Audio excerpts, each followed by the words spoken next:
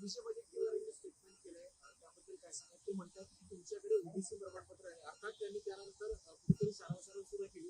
त्या स्टेटमेंट बद्दल काय सांगा? अनावधानाने तुमचं नाव घेतलं गेलं असं ते म्हणतात. आता मला असं वाटतं त्यांनी त्याचं क्लॅरिफिकेशन दिलं असेल.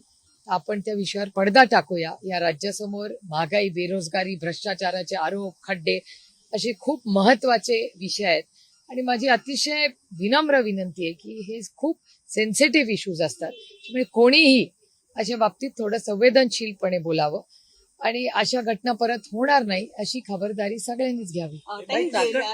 तीन आठवड्यांपूर्वी पवारांची जी सून आहे त्यांनी गुंगी गुडिया म्हटलं होतं काँग्रेसने, आणि आज पवारांच्या लेखीच्या सर्टिफिकेटचा मुद्दा ते काढतायत.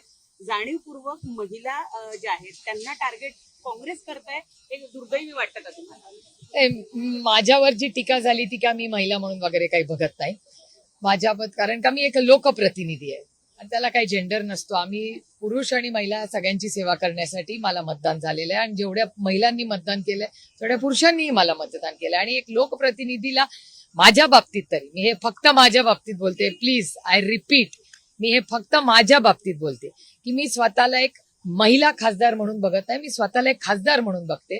कारण का माझा जेंडर नाही, माझ्यावर एक जबाबदारी आज महाराष्ट्र बारामती लोकसभा मतदारसंघाच्या मायबाप जनतेने टाकलेली आहे आणि ती निष्ठेने पूर्ण करायचा प्रयत्न मी करते. आणि जो काही खोटा आरोप माझ्यावर झाला त्याच्यावर स्पष्टीकरण काँग्रेस पक्षाकडून आले, मला हा विषय वाढवायचा नाही. चाकण एमआयडीसी बाबत काय चर्चा झाली का या बैठकीमध्ये? कारण खूप चाकण एमआयडीसी बाबत जे काय मुद्दा झाला होता, हा फक्त भोर तालुक्याच्या भंगोली गावाच्या सीमितच आजची चर्चा होती. काल चाकणवर काल चर्चा झाली. एक minute, one at a time यार.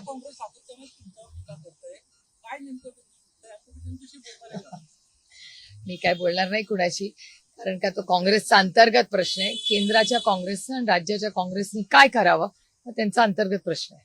आता पुन्हा एकदा सर्टिफिकेट संदर्भात हा प्रश्न त्यांनी उपस्थित केलेला आहे. त्याच्यामुळे सर्टिफिकेटच्या मुद्द्यावर बोलताना सुप्रिया सुळे अचानक त्यांना का आठवतात, काय वाटतं तुम्हाला? म्हणजे आता नाही, मी दोन लोकांसाठी विचार करत नाही, त्याच्यामुळे हा प्रश्न तुम्ही त्यांना विचारा.